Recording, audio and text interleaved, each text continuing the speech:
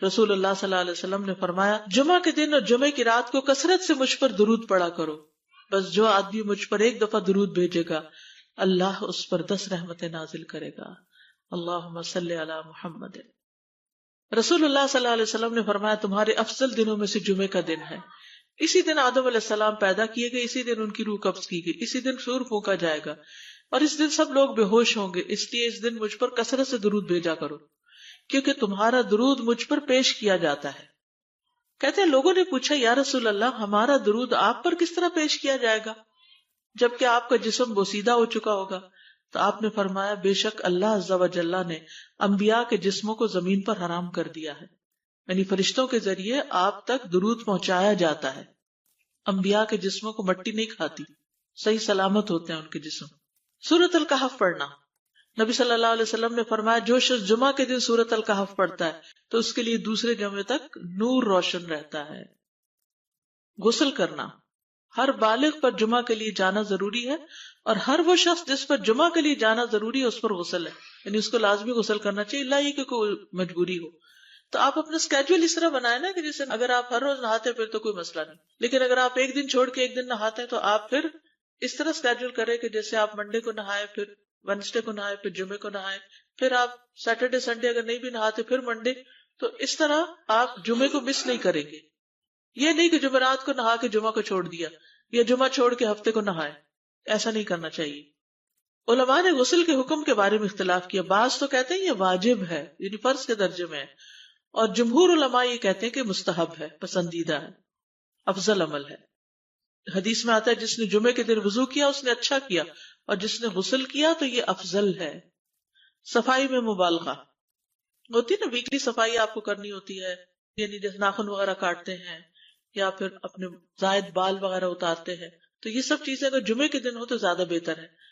نبی صلی اللہ علیہ وسلم نے فرمایا جو شخص جمعے کے دن اچھی طرح غسل کرے، اچھی طرح سنوار کر وضو کرے، اپنے بہترین لباس میں سے پہنے، یعنی جمعے کے دن باقی دنوں کی نسبت اچھا لباس پہنے، اللہ نے اس کی قسمت میں گھر والوں کی جو خوشبو لکھی ہو وہ لگا لے، یعنی گھر میں جو بھی خوشبو ہے، پھر جمعہ پڑھنے آئے تو لغو کام نہ کرے، 2 آدمیوں کے درمیان جدائی نہ کرے، یعنی 2 لوگ بیٹھے ان کے بیچ میں گھس کے بیٹھ جائے۔ اس جمعے اور دوسرے جمعے کے درمیان کے پورے ہفتے کے گناہ معاف کر دیے جاتے ہیں۔ پھر مسواک کرنا، جمعے کی سنتیں بتاتے ہوئے آپ نے فرمایا اور تم پر مسواک کرنا لازم ہے۔ اچھا لباس پہننا، نبی صلی اللہ علیہ وسلم نے فرمایا اگر ممکن ہو تو جمعہ کے لیے اپنے کام کاج کے کپڑوں کے علاوہ 2 کپڑے اور بنا رکھنے میں کیا حرج ہے، اسپیشل ڈریس رکھے جو جمعے کو ہی پہن لے۔ خوشبو لگانا، یعنی خوشبو لگائے، حدیث میں آتا ہے چاہے وہ عورت کی خوشبو سے ہو، یعنی آپ کی اپنی نہیں، بیوی کی خوشبو پڑی ہو وہی لگا لو لیکن لگاؤ۔ تیل لگانا، جو شخص جمعہ کے دن غسل کرے اور جس قدر ممکن ہو پاکیزگی حاصل کرے اور اپنے تیل میں سے تیل لگائے یا اپنے گھر کی خوشبو میں سے خوشبو لگائے، پھر نکلے کہ 2 آدمیوں کے درمیان تفریق نہ کرے، جتنی مقدرہ نماز پڑھ لے اور جب امام بات کرے تو خاموش رہے، اس جمعے سے لے کر دوسرے جمعے تک اس کے گناہ بخش دیے جاتے ہیں۔ جمعہ کا وقت، سورج ڈھلتے ہی جمعہ پڑھنا، سورج ڈھلتے ہی جمعہ پڑھنا، اول وقت جمعہ پڑھنا، بہت لیٹ نہیں کرنا چاہیے۔ ایاس بن سلمہ بن عقبہ اپنے والد سے روایت کرتے ہیں، انہوں نے کہا کہ ہم رسول اللہ صلی اللہ علیہ وسلم کے ساتھ جمعے کی نماز پڑھ کر واپس لوٹتے تھے تو دیواروں کا سایہ اتنا نہیں ہوتا تھا کہ ان سے اپنے آپ کو سایہ مہیا کیا جا سکے، یعنی ابھی سورج بہت تھوڑا ڈھلا ہوتا تھا۔ ہاں گرمی کی شدت میں تاخیر کی اجازت ہے۔ مسجد میں داخلہ، مسجد کی طرف جلدی نکلنا، تحیت المسجد ادا کرنا۔ عمر بن دینار کہتے ہیں انہوں نے جابر رضی اللہ عنہ کو کہتے ہوئے سنا کہ ایک شخص جمعہ کے دن مسجد میں داخل ہوا اس حال میں کہ نبی صلی اللہ علیہ وسلم خطبہ دے رہے تھے، تو آپ نے فرمایا کیا تم نے نماز پڑھی؟ اس نے کہا نہیں، تو آپ نے فرمایا کھڑے ہو 2 رکعتیں پڑھو۔ اب یہ بڑا اہم مسئلہ ہے، مسجد میں داخل ہو چاہے خطبہ ہو رہا ہو 2 رکعت پڑھے بغیر نہ بیٹھو، ٹھیک ہے؟ اور یہ کیا ہے؟ دراصل تحیت المسجد، یہ جمعے کی سنتیں نہیں ہیں، یہ کیا ہے؟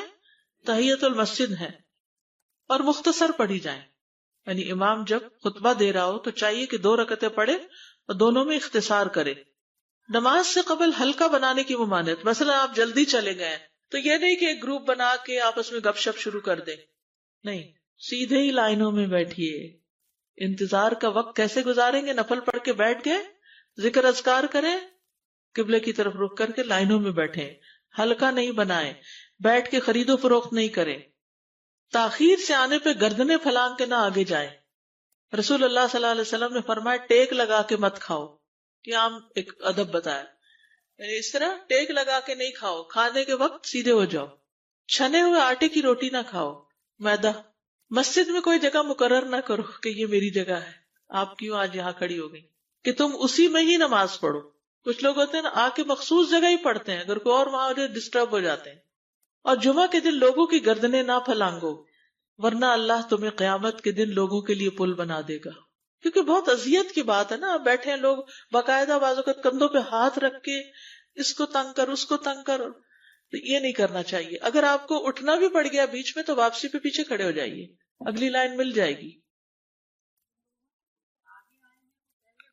جی یہ تو بہت ضروری بات آپ نے کی کہ جب لوگ مسجد آئے تو پہلی صف میں بیٹھے، یہ نہیں پہلی چھوڑ کے آخری میں بیٹھ جائیں اور پھر لوگ ان کی گردنیں پلانگتے رہیں، دوسروں کے لیے فتنہ بننا۔ جابر بن عبداللہ رضی اللہ عنہ سے روایت ہے کہ جمعے کے دن رسول اللہ صلی اللہ علیہ وسلم خطبہ ارشاد فرما رہے تھے کہ ایک آدمی مسجد میں داخل ہوا، وہ قریب آ کر بیٹھنے کے لیے لوگوں کے اوپر سے گزرنے لگا۔ رسول اللہ صلی اللہ علیہ وسلم نے فرمایا بیٹھ جاؤ، تحقیق تم نے لوگوں کو تکلیف پہنچائی اور دیر سے آئے۔ یہ عربی کے الفاظ بڑے خوبصورت ہیں، اجلس فقد آذیت و آنیت، کتنی جامع زبان ہے یہ، اجلس فقط آذیت، تو نے اذیت دی، و آنیت، اور دیر سے آئے، ہاں تو اس سے منع کیا گیا۔ کسی کو اس کی جگہ سے نہ اٹھانا۔ جابر رضی اللہ عنہ نبی صلی اللہ علیہ وسلم سے روایت کرتے ہیں، آپ نے فرمایا تم میں سے کوئی شخص جمعہ کے دن اپنے بھائی کو کھڑا نہ کرے کہ پھر دوسری طرف سے آ کر اس کی جگہ پہ خود بیٹھ جائے، بلکہ جو آئے وہ کہے جگہ کشادہ کرو، بھی ہمارے لیے بھی جگہ بناؤ، یہ کہے۔ خطبہ جمعہ اور اس کے آداب۔ خطبہ جمعہ کی اہمیت، جب اذان ہو جائے تو کیا کرے انسان؟ مسجد کی طرف دوڑ پڑے۔ تو مسجد میں جماعت تو نہیں ہو رہی ہوگی، پہلے کیا ہو رہا ہوگا؟ خطبہ ہو رہا ہوگا۔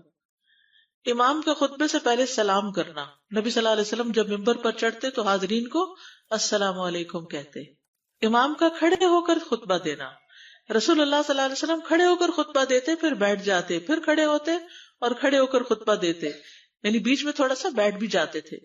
جس نے تمہیں یہ خبر دی کہ آپ بیٹھ کر خطبہ دیتے تھے تو تحقیق اس نے جھوٹ بولا، بس یقیناً اللہ کی قسم میں نے آپ کے ساتھ 2000 سے زائد نمازیں پڑھی ہیں، یعنی جن میں بہت سے جمعے بھی آئے ہیں، تو ایسا کچھ نہیں۔ امام کا 2 خطبے دینا، یعنی کھڑے تھے پہلے، پھر ذرا بیٹھ گئے، پھر دوسری دفعہ اٹھے تو یہ 2 خطبے ہو گئے۔ مختصر خطبہ دینا، آپ کے خطبات چند کلمات ہوا کرتے تھے، بہت لمبی تقریریں نہیں، آپ کا خطبہ درمیانہ ہوتا تھا۔ نبی صلی اللہ علیہ وسلم نے فرمایا آدمی کا نماز کو لمبا کرنا اور خطبے کو مختصر کرنا اس کی سمجھداری کی علامت ہے۔ بس نماز لمبی کرو اور خطبہ مختصر کرو، کیونکہ بعض بیان جادو جیسا اثر رکھتے ہیں، یعنی تھوڑے بھی بات کرو گے تو دل میں چلی جائے گی۔ نماز پہ زیادہ توجہ۔ نبی صلی اللہ علیہ وسلم کا خطبے میں سورۃ قاف پڑھنا، حارثہ بن نعمان کی بیٹی سے روایت ہے، کہتی ہے کہ میں نے سورۃ قاف رسول اللہ صلی اللہ علیہ وسلم سے سن کر حفظ کر لی۔ آپ ہر جمعے کو خطبے میں پڑھا کرتے تھے۔ سامعین کا امام کی طرف رخ کرنا، یعنی جمعے کے دن یہ نہیں کہ آپ کرسی لگا کے کسی اور طرف منہ کر کے بیٹھ جائیں اور جب جماعت ہو تو پھر صف میں کھڑے، نہیں، آپ صف میں بیٹھے ہو، کس طرف منہ ہو؟ قبلہ رخ ہو، امام سامنے ہی ہوگا نا قبلے کی طرف۔ ایک صحابی کہتے کہ جب آپ ممبر پہ چڑھتے تو ہم اپنے چہروں کے ساتھ آپ کی طرف متوجہ ہوتے، ادھر ادھر نہیں دیکھتے تھے خطبے کے دوران۔ امام کے قریب بیٹھنا، اللہ کے نبی صلی اللہ علیہ وسلم نے فرمایا ذکر میں حاضر ہوا کرو، یعنی خطبہ میں، اور امام کے قریب بیٹھا کرو، بے شک آدمی دور ہوتا رہتا ہے حتیٰ کہ وہ جنت میں بھی پیچھے ہی ہوگا اگرچہ وہ اس میں داخل بھی ہو جائے۔ یہ تاخیر کی اتنی مذمت ہے۔ خاموشی سے خطبہ سننا، یعنی بات نہیں کرنی چاہیے، کوئی اہم بات بھی نہیں پوچھنی چاہیے۔ ابن مسعود سے روایت ہے کہ انہوں نے ابی ابن کعب سے قرآن کی کسی آیت کے بارے میں سوال کیا جبکہ اللہ کے نبی خطبہ دے رہے تھے، تو انہوں نے اعراض کیا اور کوئی جواب نہ دیا۔ پھر جب آپ نے نماز پڑھائی تو ابی کہنے لگے تمہارا جمعہ ہی نہیں ہوا۔ تو ابن مسعود نے رسول اللہ صلی اللہ علیہ وسلم سے پوچھا تو آپ نے فرمایا ابی نے سچ کہا، کوئی بات کرنے کی اجازت نہیں، یہ کہنے کی بھی کہ چپ ہو جاؤ یہ بھی اجازت نہیں۔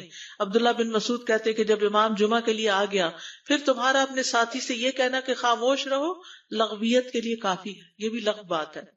کوئی لغو حرکت نہ کرنا، کنکریوں سے نہ کھیلنا، فون سے نہیں کھیلنا، میسجز چیک نہیں کرنا، انگلیوں میں انگلیاں ڈال کے پٹاخے نہیں بجانا، گوٹ مار کے نہیں بیٹھنا. گوٹ مار کے کیسے بیٹھتے ہیں؟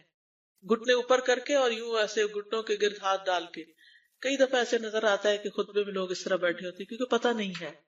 یعنی آپ چوکڑی مار سکتے ہیں. آپ سب سے افضل پوزیشن تو یہ ہے کہ جیسے نماز کے اتحیات میں ہم بیٹھتے ہیں، لیکن کچھ لوگ اس طرح بیٹھ نہیں سکتے، اس لیے کرسی میں بیٹھ جائیں. اگر کرسی نہیں ہے، نیچے بیٹھے ہیں تو چوکڑی مار کے بیٹھ جائیں، مگر ٹانگیں اس طرح پیٹ کے ساتھ لگا کے گھٹنوں پہ ہاتھ کو بل دے کے اس طرح نہیں بیٹھے. اگر مجبوری ہے تو وہ اور بات ہے، لیکن یہ کہ بلا وجہ نہیں کرنا چاہیے کیونکہ ادب کے خلاف ہے.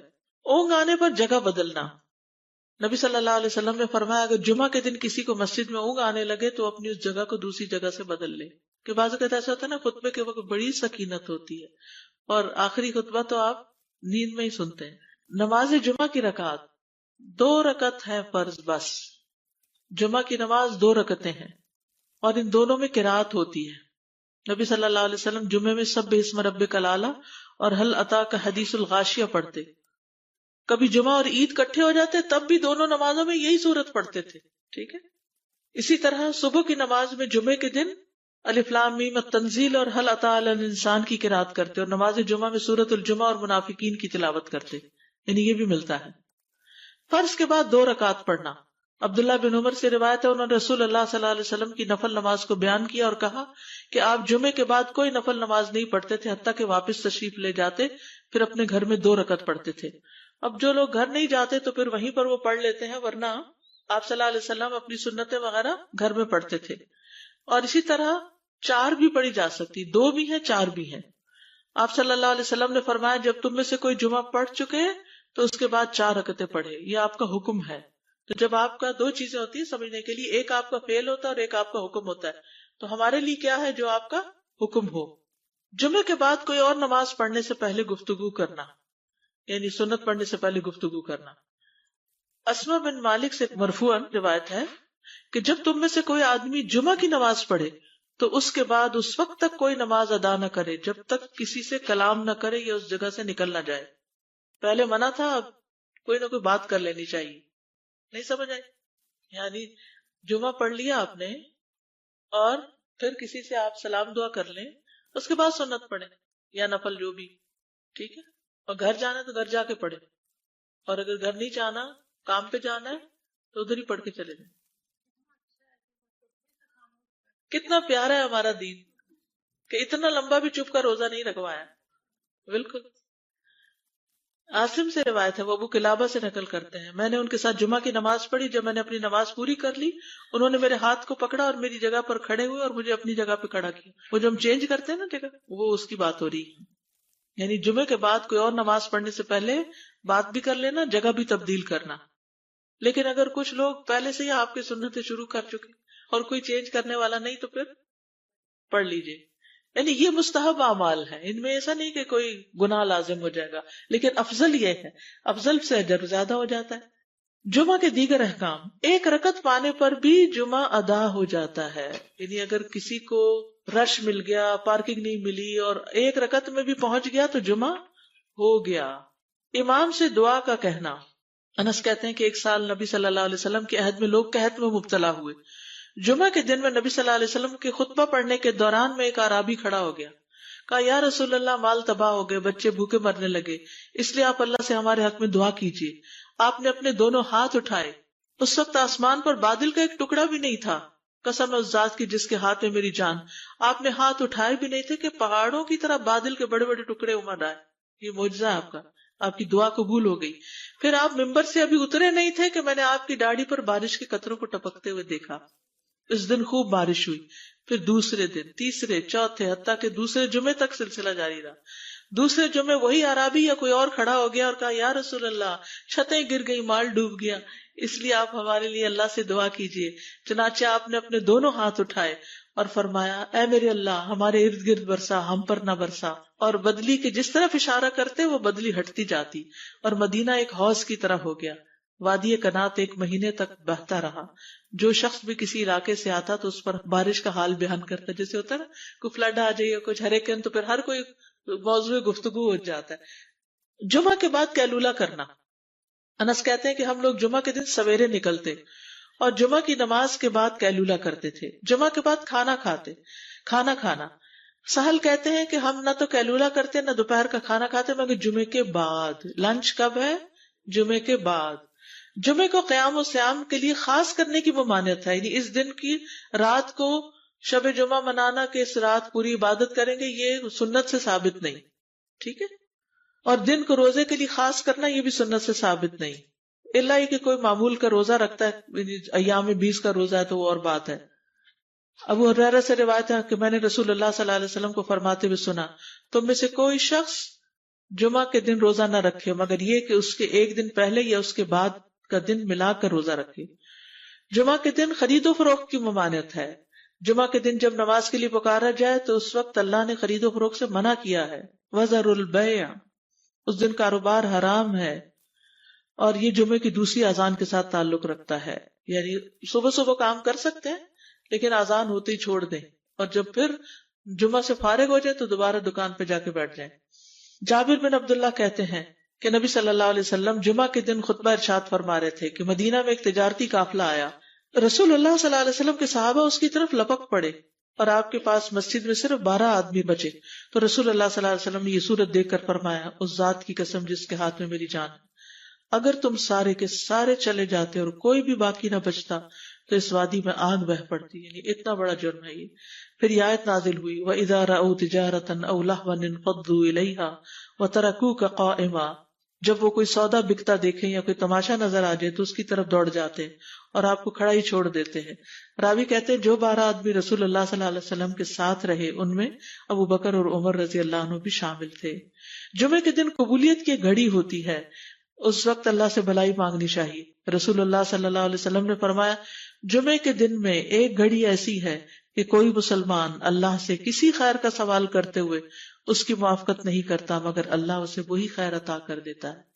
فرمایا یہ ایک چھوٹی سی گھڑی تھوڑی دیر کے لیے ہوتی ہے اور یہ ہر جمعے کو ہوتی ہے. ٹھیک ہے. اور خصوصاً نماز میں بھی اگر کوئی دعا کر رہا ہوتا ہے نا انسان تو وہ بھی قبول ہو جاتی ہے. نماز میں دعا کہاں ہوتی ہے؟ شروع میں ہوتی ہے، رکوع میں ہوتی ہے، سجدے میں ہوتی ہے، تشہد میں ہوتی ہیں. تو اگر یعنی جمعہ پڑھ رہے ہیں اور بیچ میں دعائیں آ گئی ہیں تو ہو سکتا وہی گھڑی آ گئی ہو اور آپ کی دعا قبول ہو جائے. اور یہ تورات میں بھی اس کا ذکر تھا. ابو ہریرہ رضی اللہ عنہ کہتے ہیں کہ رسول اللہ صلی اللہ علیہ وسلم نے فرمایا، بہترین دن جس میں سورج طلوع ہوتا ہے جمعہ کا دن ہے. اس دن میں ایک گھڑی ایسی ہے کہ نماز کی حالت میں اگر کوئی مسلمان بندہ اللہ عز و جل سے کچھ طلب کرے تو وہ اس کو ضرور دیتا ہے. کعب نے کہا ایسا سال میں ایک مرتبہ ہوتا ہے؟ تو میں نے کہا نہیں بلکہ ہر جمعہ کو ہوتا ہے. کہتے ہیں پھر کعب نے تورات پڑھی تو کہا نبی صلی اللہ علیہ وسلم نے سچ فرمایا. ابو ہریرہ رضی اللہ عنہ کہتے ہیں کہ میں بعد میں عبداللہ بن سلام سے ملا اور ان سے اپنی اور کعب کی مجلس کا بتایا تو عبداللہ بن سلام رضی اللہ عنہ نے کہا میں جانتا ہوں وہ گھڑی کب آتی ہے. ابو ہریرہ نے کہا مجھے بھی بتائیے. انہوں نے کہا وہ جمعہ کے دن میں آخری گھڑی ہے. میں نے کہا یہ جمعے کے دن کی آخری گھڑی کیسے ہو سکتی ہے؟ حالانکہ رسول اللہ صلی اللہ علیہ وسلم نے فرمایا جو مسلمان بندہ اس کو نماز پڑھتے ہوئے پائے. اس وقت میں کوئی نماز نہیں پڑھی جاتی. تو عبداللہ بن سلام نے کہا کیا رسول اللہ صلی اللہ علیہ وسلم نے یہ نہیں فرمایا جو شخص نماز کے انتظار میں بیٹھا رہے وہ گویا نماز ہی کی حالت میں ہے حتیٰ کہ نماز پڑھ لے؟ کہتے ہیں میں نے کہا ہاں. تو انہوں نے کہا بس یہی ہے، یعنی اس وقت کیا کرنا چاہیے؟ آخری گھڑی میں وضو وغیرہ کر کے مغرب کی نماز کے انتظار میں بیٹھ کے دعائیں کریں، اذان ہو تو نماز پڑھ لیں. عصر کے بعد سے مغرب تک کا وقت ہے. انس بن مالک سے روایت ہے کہ نبی صلی اللہ علیہ وسلم نے فرمایا جمعہ کے دن اس گھڑی کو جس میں دعا کی قبولیت کی امید کی جاتی ہے عصر سے لے کر سورج ڈوبنے تک کے درمیان تلاش کرو اور دن کی آخری گھڑی ہے.